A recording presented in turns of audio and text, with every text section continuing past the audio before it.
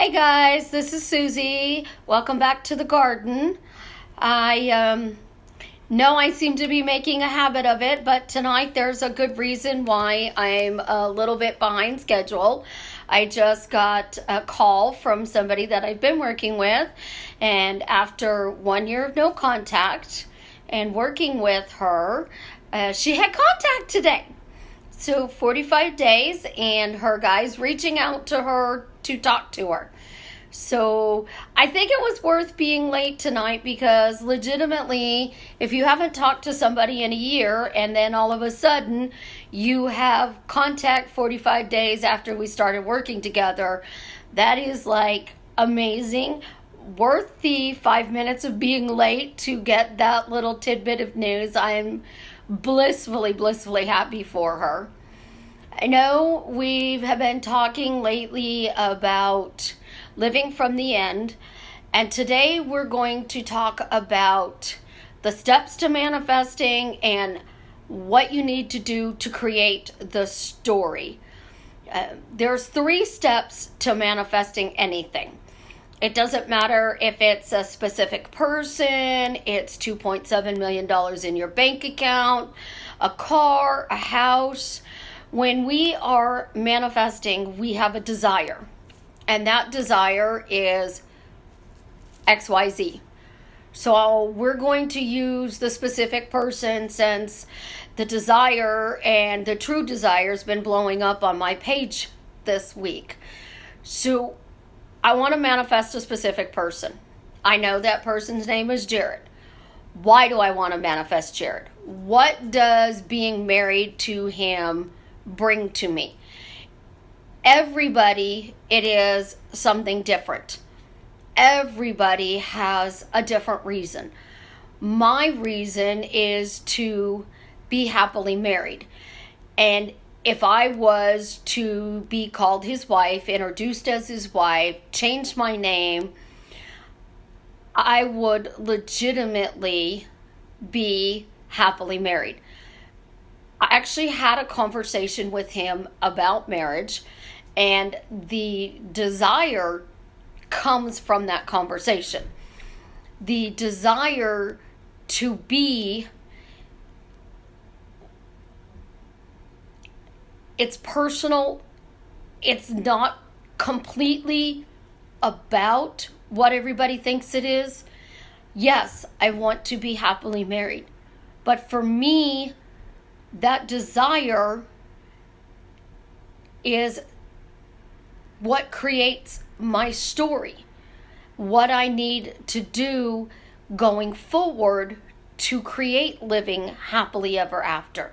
So my first step out of 3 is the desire to be happily married to Jared. My second step is what is that story I'm creating. So I know my desire is to be married, that the thing that tells me, as Neville teaches us, what is the thing that means it's a done deal? What implies your wish has been fulfilled? What gives you that end all be all, I know I totally 100% got it because this happened? So I'm at the Social Security office, I'm at the DMV, I'm changing my name. That means it happened. That it's done. I'm happily married. It's a guarantee. I've changed my name. It's there. It's it. I've got it. So I have to create the story that I'm happily married, I'm changing my name. And then step 3 is my questions I ask. So I know my desire is to be his wife. My questions are, why am I happily married to Jared? Isn't it wonderful I'm happily married to Jared? Why is Susie happily married to Jared? Isn't it wonderful Susie's married to Jared? Those are both questions. And those are questions that point to my desire. They're keeping me in that from state. So Neville teaches when we have a desire, we have to create a scene. Most of the time, my scene is sitting on the counter, drinking a cup of coffee, sitting on the chair, drinking a cup of coffee, talking to a loved one, talking to a friend, talking to somebody on the phone, video chatting. Those are typically what I use as my scenes because that scene interchanges. But this specific scene is getting a picture with my new name on it. It's a little square. But for me, that little piece of plastic is the whole reason I know 1,000,000 times over that I am happily married. And for everybody, that desire is different.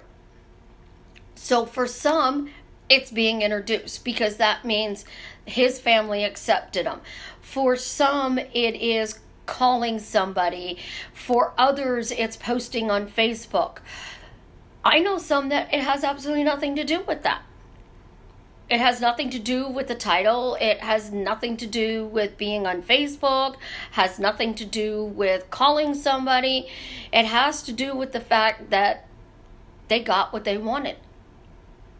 There's nothing behind it other than, Susie, I got what I wanted.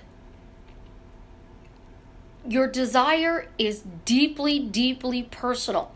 And you're constantly talking about it whether you realize it or not. Is it acceptance? Is it a name? Is it being told that they love you? Is it going out in public and everybody seeing you together? What specifically is it?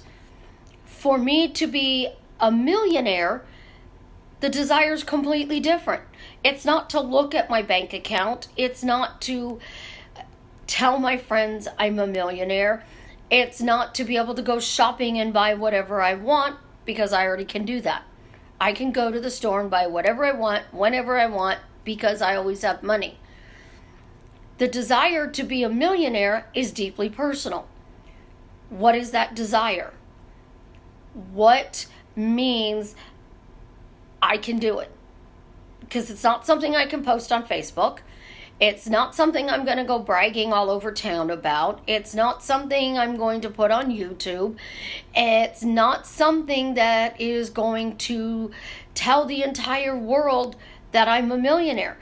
But I look at that bank account and I know that that deepest, darkest desire came true.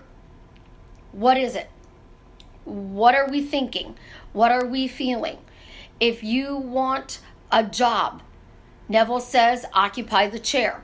Well, what's your real desire to be in that chair? If you want to run a marathon and win the race, what's the desire to win the marathon? You want to be healthy. Why? Your deepest desires give you what you want. You want to live your dream life. What's the reason for living your dream life? For me, it means I'm free, I'm happy, I'm married. Everything I want, need, and desire is in the now.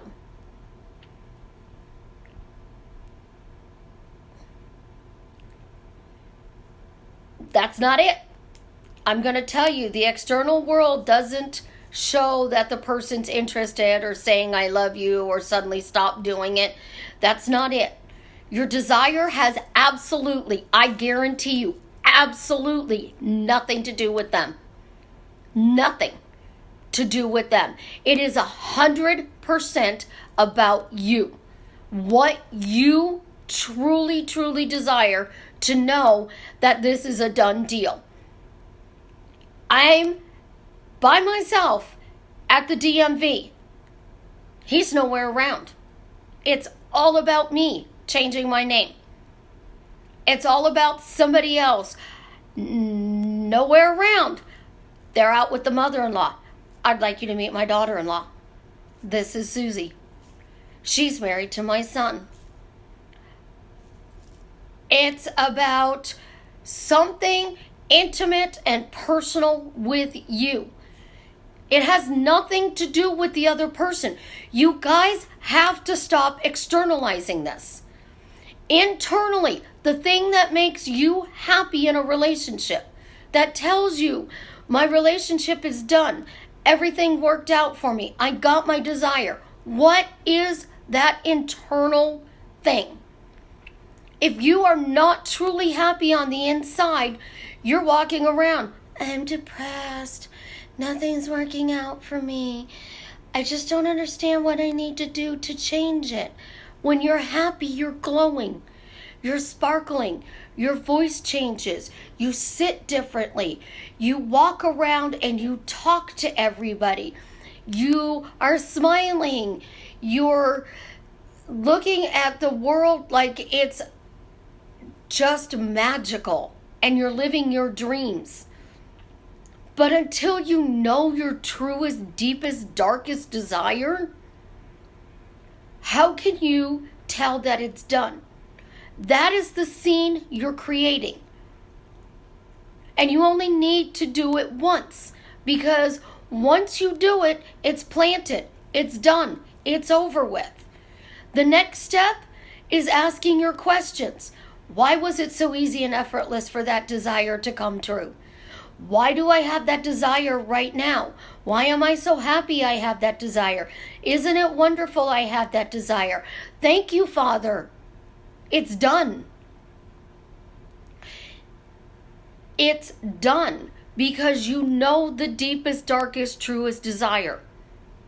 45 days we've been working on a desire. We got the desire less than a week ago. Today there was contact. Not talking from a year to contact because we know our desire. When you focus forward, guys, your story isn't, I'm missing him, he has to do this, he has to do that, she's got to show me this, she's got to do that. It's all about me. 100% about me. What I'm thinking, what I'm feeling, what I'm doing, what I'm saying. And until you understand that changing your story has nothing to do with the other person and 100% with you. You can't go from not talking to somebody and all of a sudden you bump into them and you talk to them if you didn't change you. Because they're going to go, oh, it's Susie. Bloop. And out the door they're going to go because they don't want to talk to me because they're afraid I'm going to explode. They're afraid I'm going to be desperate and needy and clingy. It's going to bring back the other stuff. But when they see me and they see that I'm glowing, I'm smiling, I'm happy, and I'm like, wow, you look great. I haven't seen you in a long time. How's things been? It starts a conversation. But you've changed. You're not that same person because you're living from the desire with that new story you created. So my new story that I create gives the exterior world a reason to show up that way. But I have to create it. And I can't stress enough. Happily ever after.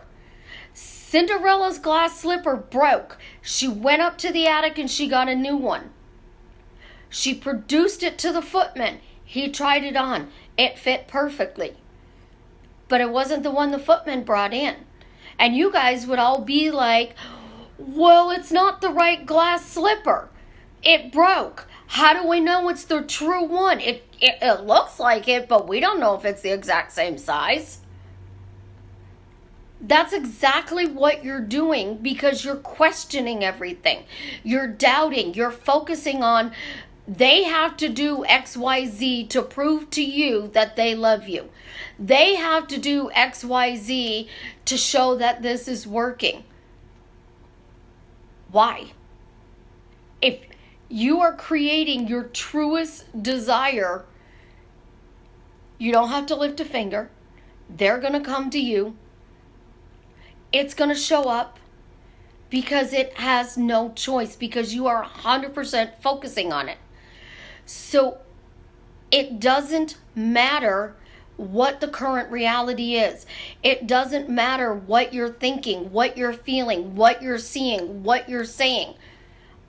Unless I miss him. He doesn't love me. I'm doing all the work and nothing's changing. You're creating more of that because your focus is going backwards. My focus is forward. I don't doubt. I don't miss him. I don't have negative thoughts because I know it's done. And if it's done right here today, it's like going in the kitchen and pulling the pizza out of the oven. It's picking up my glass and taking a drink. It's done. That's it. It's that simple. We're complicating it because we think that they have to do something. We think they have to show up. They've got to apologize. They've got to tell us XYZ in order for us to know it's done. XYZ is only if it's your truest desire. If I said my truest desire is to hear the words, I love you, that's about him, not me. Because I should already assume he loves me. I should already know he loves me. He should look at me and it's written all over his face. When he's in public, the whole world knows he's in love with me because they see it. That is me assuming that it's true. And since I've assumed it and persisted in that thought pattern, it creates the assumption that hardens into fact. Now it becomes a belief. But Neville never uses the word belief or believe.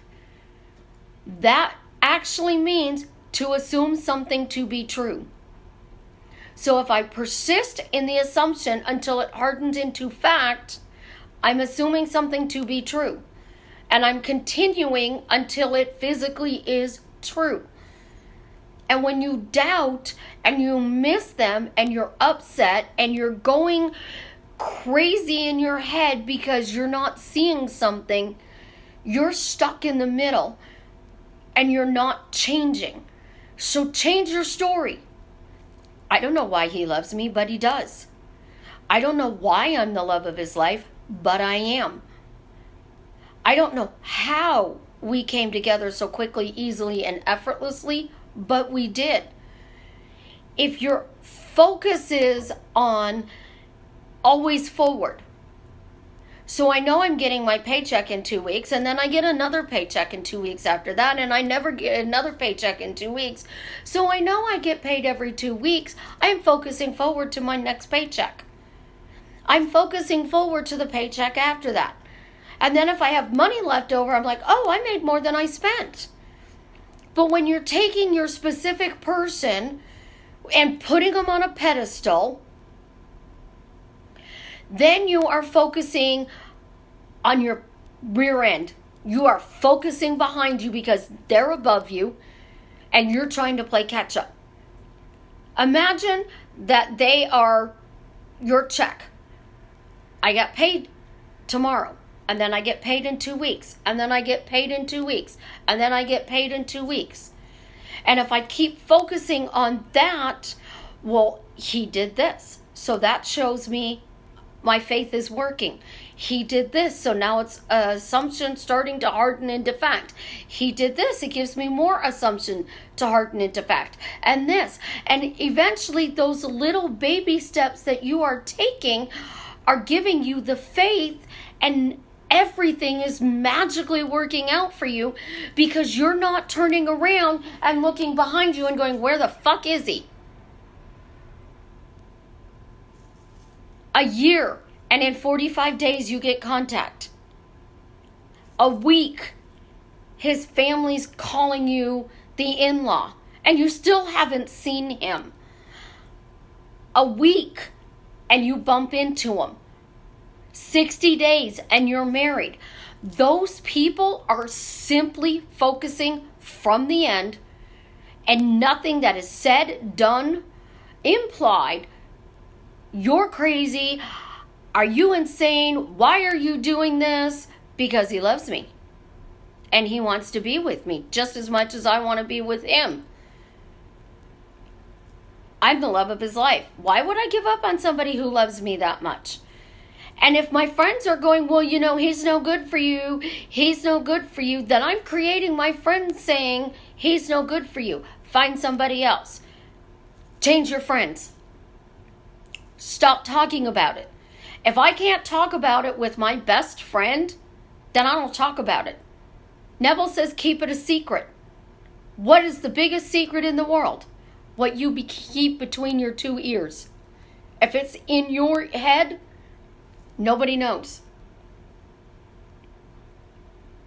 Nobody knows because you're focusing forward and you're not telling people, well, I talked to him.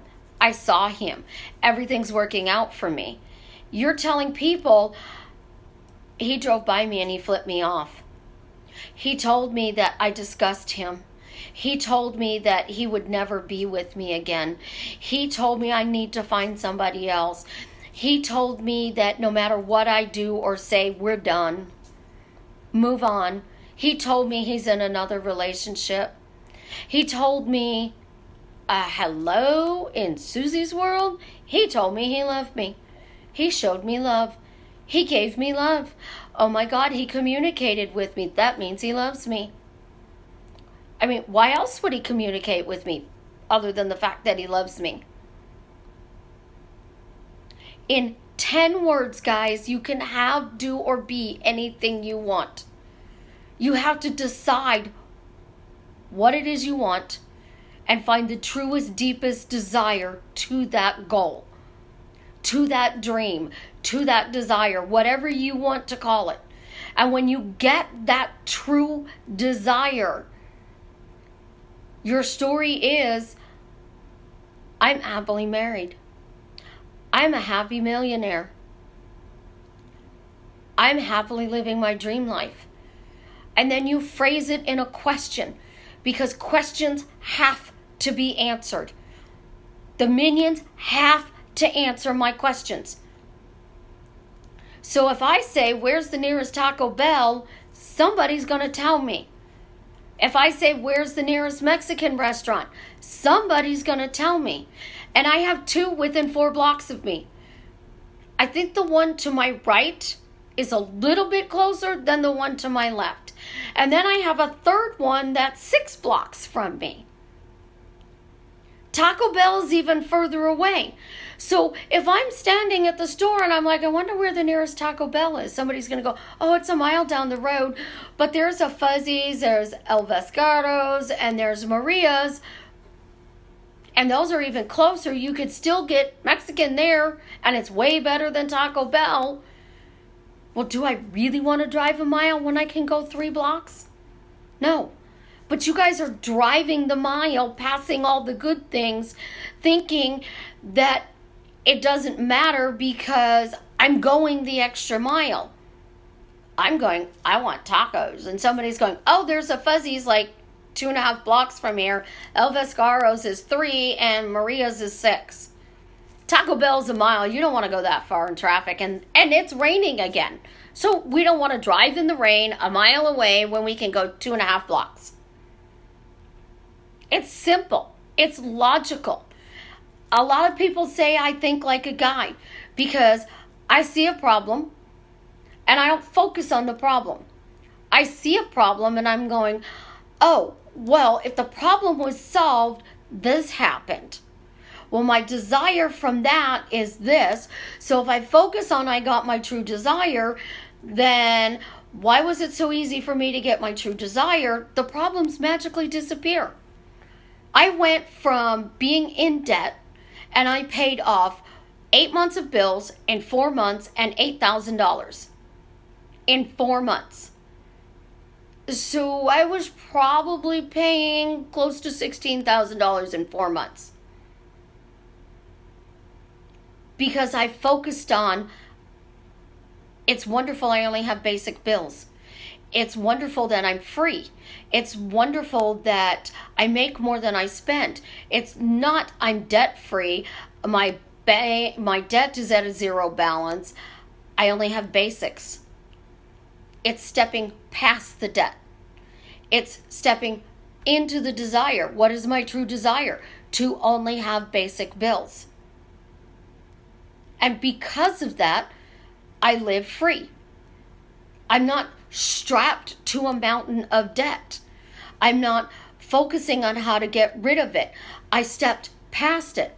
So if I want to be happily married, I am happily at the DMV waiting there for 2.5 freaking hours to change my name on my picture. And it says on my picture with my new name. And I'm walking out the happiest moment in the world because this little piece of plastic says I am happily married. I am. Susie is. I don't care about anybody else because Susie's happily married because this driver's license shows me I'm happily married. And the more you focus on that little desire, which is silly, ridiculous, totally, utterly stupid at times, you get that story you just created of being happily married. But until you dig deep and keep asking, what is my true desire to be happily married? Stand in front of the mirror and ask it. And you keep asking it over and over and over again. And when it clicks, your face will light up like a little kid in a candy store who just got the keys to the chocolate factory and the Christmas tree was just turned on at the same time. There's no mistaking it on your face when you really know your desire. Your face just goes, and then it starts to smile, and then you're grinning from ear to ear, and your eyes are really wide and they're sparkling because you got it. You know 100% beyond a shadow of a doubt it's done when that happens. It's a guarantee. And the more you ask, why was it so easy to get that desire? Why was it so easy for me to go wait at the DMV for 2.5 hours to change my driver's license? Why was it so easy to go to the Social Security office and change my Social Security number to my new name? Why is it so easy for all of that to happen? Because if it's easy, effortless, and quickly, you're creating the now. So right now, I'm happily going to the DMV and changing my driver's license. What are you happily doing? What are you bragging about, boasting about, thinking about when you think about your desire? Is it to be, do, say? What exactly is it? Are you hanging a banner across your house? Are you running up and down the streets naked, screaming it from the top of your lungs? Are you changing your license plates to infer this? Are you being introduced? Are you changing it on Facebook? Are you coming back from your honeymoon? Are you bumping into your long lost high school person and going, nah, nah, nah, nah, nah, nah, I got what I wanted. See, bitch, it's mine. What exactly are you doing? Because that's the true meaning of creating a scene that says the wish is fulfilled. And Neville persists in that wish fulfilled. That's why his true desire was his wife sleeping in the bed next to him. So he persisted in the assumption every night he went to bed, saying, well, thank you, Father, she's sleeping next to me. Thank you, Father, she's sleeping next to me. During the day, it was, thank you, Father, thank you, Father, thank you, Father. Isn't it wonderful? His books say the lady wanted to be married. She walked around and said, isn't it wonderful? I'm Mrs. J.E. Isn't it wonderful is proper English that Americans don't speak today. That's like trying to say it in a British accent. It doesn't work for us. So the question gives you the same result. And if you know your desire, you get your story and ask those questions, I guarantee you're going to get, have, and do, and be anything and everything you want in your life. But until you know what you want, you can't change your story. And until you change your story, you can't have. So you have to figure those two things out. Because in order to get married, the two have to come together. In order to be a millionaire, that has to come together. In order to get the car of your dreams. I know somebody whose desire is just to travel the world. To be free to travel the world. To have more money in his bank account, and he comes home from one place, cleans up, and decides the next place he's going to be. His true desire is living a luxurious lifestyle. It's not being a millionaire or a billionaire. A luxurious lifestyle to him means he can leave home right now, jet off to England and watch a soccer game. He can leave home, go to France, watch another soccer game. He can go to Italy and watch a soccer game. He can go to South America and watch a soccer game. Your desire is personal and nothing to do with the other person. Find it. Dig as deep as you possibly can and find it, because that's what you create your story from. And that story gives you the questions to live your dream life. And when you do that, you will think that I am ridiculous, but you'll see that it happens like that. Last week, she figured out what her truest desire was. He messaged her today. It's a week. You guys ask about time frames. 45 days. If I told you 45 days ago, today he would reach out to you, most of you would be like, you're crazy. If I told you you'd bump into him in a week, you'd be, oh, really? Come on. That fast? When you know your desire, it happens that fast.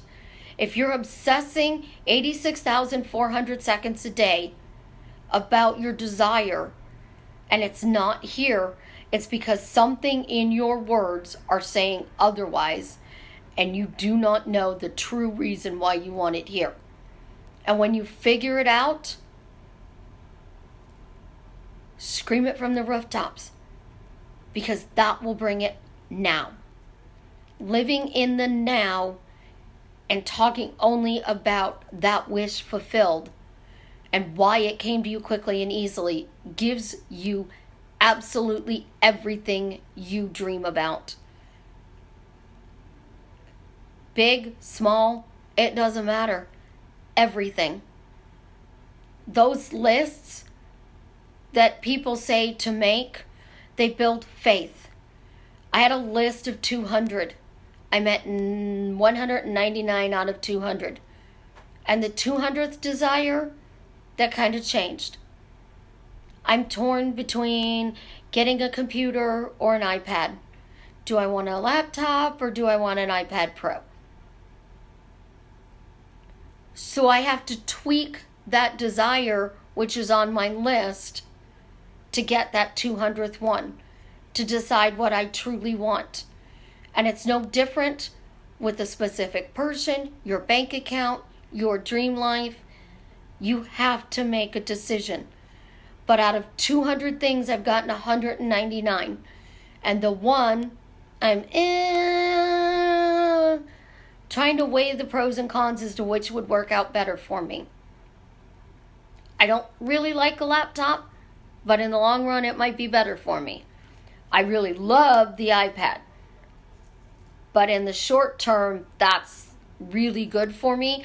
And I know I would probably have to replace it in a year, where a laptop would maybe last me 2 years. Do I care about 2 years out? Or do I just want to go a year out? What's my true desire here? I'm going to have you guys tell me by that little story. What do you think Susie's true desire is? A laptop or an iPad? I can tell you guys your true desire in that little bit of a frame. But I'm not going to hand feed it to you, because if I just go and say, Susie, your true desire is to go to the DMV and change your driver's license, you're not going to believe me. You're going to find a reason to argue against it and say, no, it's to be this. Well, that already implies I am that. So what is my desire? An iPad or a laptop? The laptop is better for YouTube videos and memory. The iPad, it's an iPad. It's got a really, smaller memory. It'll still work for what I want. But what's my true desire? Can y'all guess? Because if you can, write it in the comments. Just play the game. Because life is meant to be enjoyed. And you guys are obsessing and you're not enjoying. I'm obsessing and I'm living my dream life. And I don't care who knocks on the door, who drives by, who messages me. Nothing rattles my day anymore, simply because of the fact I walk around saying, why is it so easy for me to live my dream life? Why am I happily living my dream life? And if I'm living that dream, I know exactly what their desire is. I'm not answering simply because I want to see how many of you are right, how many of you can pinpoint that desire. But that's a really good answer. I will talk to you guys. I'm going to try to go live at 10 a.m. on Sunday morning, Central Time. And Sunday morning, we are going to talk about questions. I know I preach them. I shove them down your throat. It's not an affirmation. I'm not using a hammer trying to put a nail in your head with a statement. I am coming from the desire, teaching you how to ask better questions, because you're asking those questions 86,400 seconds a day. You all have an absolutely wonderful evening. Thursday night football's on, and I'm going to go watch the game. Love you guys.